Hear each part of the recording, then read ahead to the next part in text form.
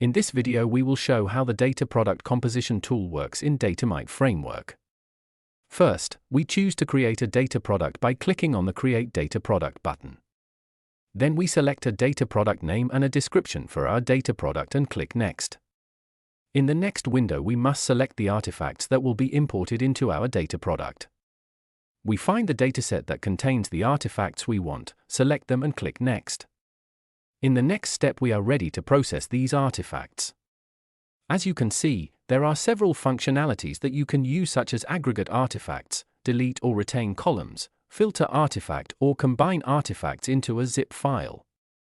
For the purpose of the video, we will select both artifacts and initially we will perform aggregate by rows and then we will click Run.